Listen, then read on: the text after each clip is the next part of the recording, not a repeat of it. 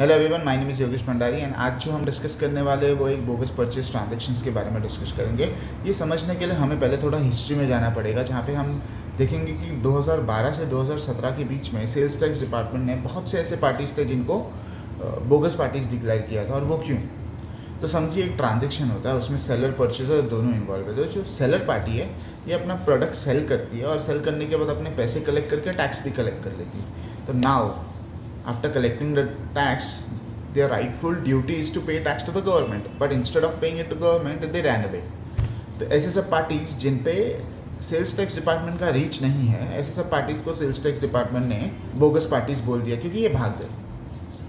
अब ये जो लिस्ट है, ये लिस्ट जब सेल्स टैक्स डिपार्टमेंट ने इनकम टैक्स डिपार्टमेंट को दिया, तो यही ट्रांजेक्शन में जो परचेसिंग पार्टी थी ना, इन परचेसिंग पार्टी को नोटिस भेज के बोला गया है कि ये जो परचेज़ आपने किया ये बोगस परचेज़ है और इस पे जो भी आपने टैक्स बेनिफिट लिया वो मिलेगा नहीं। इंस्टेंट ये सारा परचेज़ आपका डिसअलाउ करेंगे। फिर जब ये थोड़ा हायर अथॉरिटी के पास गया तो हायर अथॉरिटी ने थोड़ा रैशनल किया ये सारी चीज़ों को और जो कंप्लीट डिसअलाउंसेस थे वो 2.5 से 15% के रेंज में डिसअलाउ करके रखे।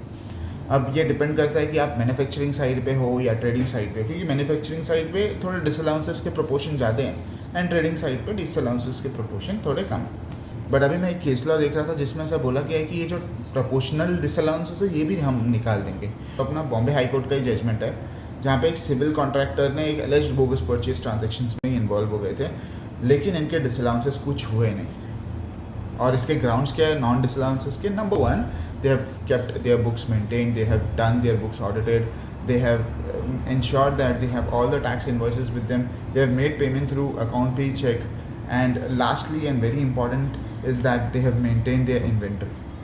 So अगर ये सारी 5-6 चीज़ें आपने कर रखी, मतलब this is also a lesson for everyone who is dealing in goods and dealing with some party. You don't know who will run away in futures, but you need to ensure that you maintain all these documents, where you maintain books, where you maintain your tax invoice, you get your audited done, you make payment through banking channel only, and lastly very important that you maintain inventory. तो ऐसे सब cases में आपके डिसअलाउंसेस होने के chances बहुत कम हैं। तो this is a lesson and that's it from my side for today. Stay tune for more such updates about income tax or international taxations that I deal into. Thank you. I will see you in some another video. Bye.